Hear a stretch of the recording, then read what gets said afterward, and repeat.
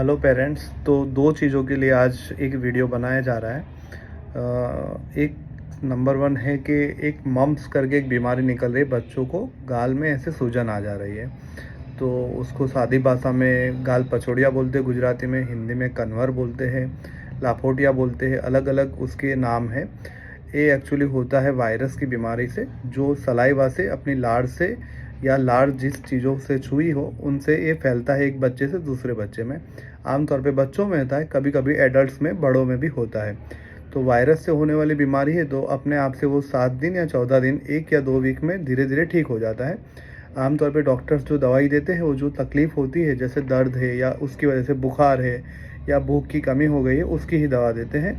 वो एक्चुअली अपने आप धीरे धीरे ठीक होता है। तो कई सारे पेरेंट्स 2 दिन यहाँ से दवा लेते हैं, 2 दिन वहाँ से दवा लेते हैं, 2 दिन मेडिकल से दवा ली, ये डॉक्टर वो डॉक्टर, और ज़्यादा एंक्सियस हो जाते हैं कि बच्चे की स्कूल ख़राब हो रही है, ठीक नहीं हो रहा बच्चा, जल्दी कब होगा, और सूजन आ गई, दूसरी तरफ भी सूजन हो गई। तो ये सब चीज़ें नॉर्मल होती है।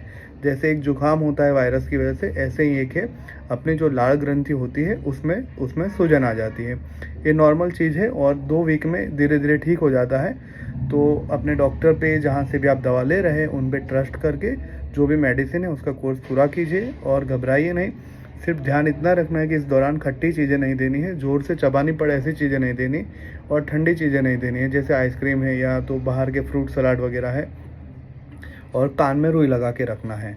इतनी बेसिक चीज़ों का ध्यान रखना है। तो 2 हफ्ते में मैक्सिमम ठीक हो जाता है, किसी किसी में 2 दिन में भी ठीक हो सकता है।